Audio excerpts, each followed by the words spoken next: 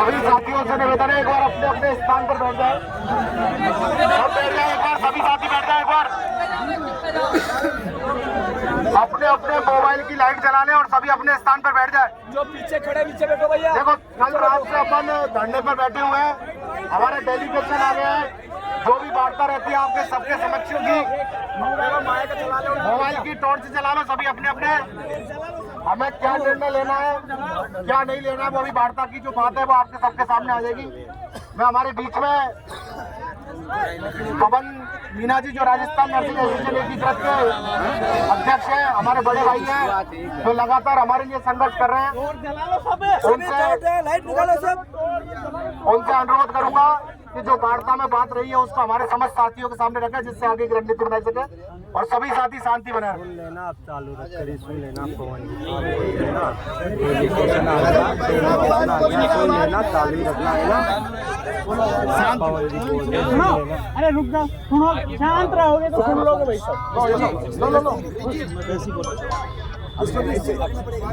लगा दो ना भैया। बैठ जाओ। अरे बात ठीक है तो तुम तो बैठो। कोई बात नहीं, आप बैठ जाओ, सभी लोग बैठ जाओ, सामने से बैठ जाओ।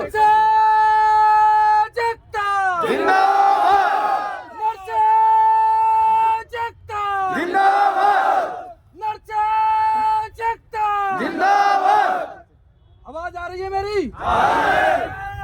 यहाँ पर उपस्थित नर्सेस, फार्मासिस्ट, पैरामेडिकल के सभी साथियों, सुनते रहना। सबसे पहले तो मैं आप सभी को धन्यवाद देना चाहता हूँ कि आप सभी ने जो धैर्य और साहस की परीक्षा दी है वो वास्तव में काबिल है तारीफ के।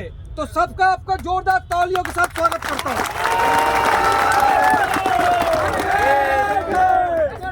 साथियों, आपकी ताकत और एकता का प्रतीक है कि राजस्थान चिकित्सा विभाग के मुखिया माननीय चिकित्सा मंत्री गजेंद्र सिंह खीवसर जी तक आपकी आवाज जा रही है और विधानसभा में उनको पता है कि शहीद स्मारक पर आज करीबन 4000 नर्सेज ने एक दिवसीय, पैरामेडिकल फार्मासिस्ट संघ साथियों ने एक दिवसीय धरना देने का संकल्प लिया है और राजस्थान की 200 विधानसभा क्षेत्रों से संविदा नर्सेज, फार्मासिस्ट, पैरामेडिकल के सभी साथी यहाँ मौजूद हैं।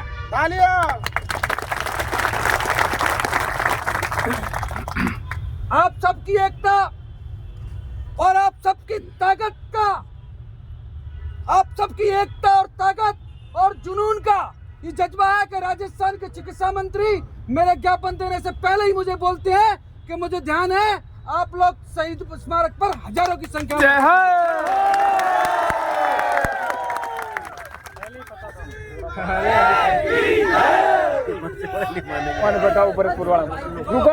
आप सबको जो वार्ता हुई है उससे पहले जो बात है 2 लाइनों में कहना चाहता हूँ कि वर्तमान में राजस्थान सरकार के प्रत्येक जिले में, प्रत्येक विधानसभा क्षेत्र में आप सभी ने राजस्थान सरकार के जन प्रतिनिधियों को इस तरीके से अपनी मांग को रटवा दिया है कि कोई भी व्यक्ति उनके पास जाता है तो उनको ध्यान रहता है कि हाँ ये आपका ज्ञापन, जब भी मैं जहाँ जाता हूँ मुझे हमेशा संविदा नर्सेज, फार्मासिस्ट, पैरामेडिकल।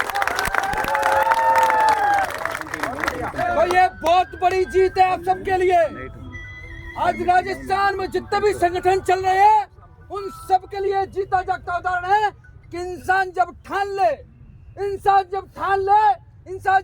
ले कि मुझे ये आवाज उठानी है, मुझे ये जंग जीतनी है, मुझे किसी और के लिए नहीं है, अपने अधिकार के लिए घरों से निकलना है और कोई ऐसी ताकत नहीं है जो आपके अधिकार को, आपकी भर्ती को परीक्षा से कराने की ताकत रखती हो। ऐसा कोई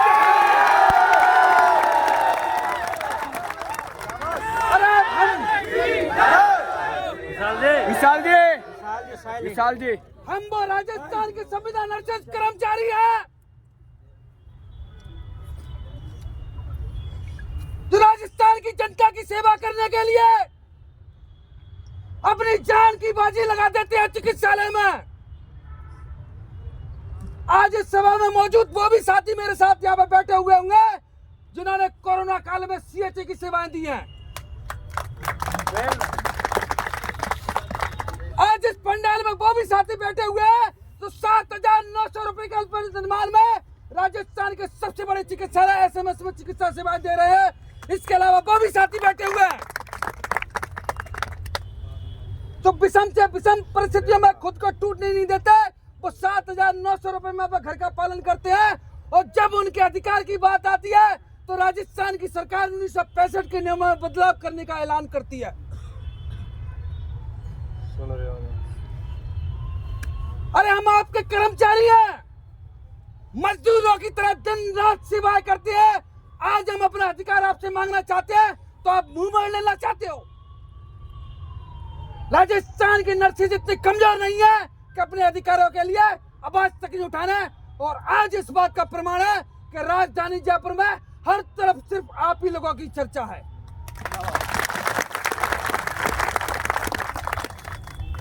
मेरा उद्देश्य सिर्फ इतना है कि जो लड़ता है वो जीतता है, वो अमर हो जाता है। और साथियों, जो डर गया सो इस देश को आजाद कराने के लिए जो शहीद इस देश के लिए शहीद हुए थे, अगर उन लोगों ने सोचा था कि अगर हमें बंदूक लग जाएगी या जेल जाना पड़ेगा या फांसी हो जाएगी तो ये देश कभी आजाद नहीं हो पाता। दोस्तों, आप शहीदों के देश में पैदा हुए हो।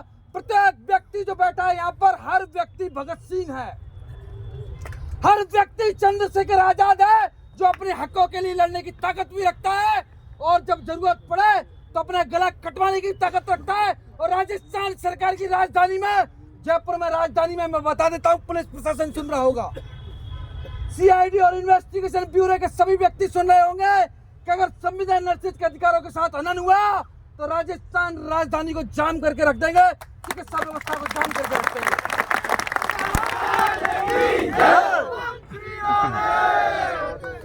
अब मैं मूल बात पर आता हूँ। ये बातें तो सिर्फ मैंने इसलिए कही है कि वास्तव में मुझे विश्वास नहीं था यहाँ पर,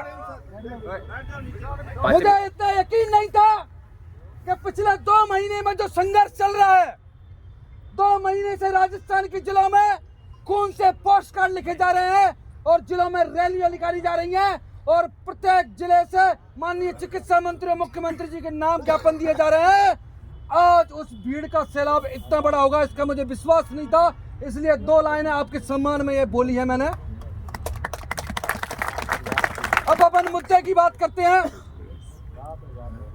8 सदस्यों का प्रतिनिधिमंडल आपके बीच से गया था और आपकी ताकत और आपकी आवाज को रखने के लिए प्रतिनिधि के रूप में मैं भी आपके विश्वास और इन साथियों के साथ गया था।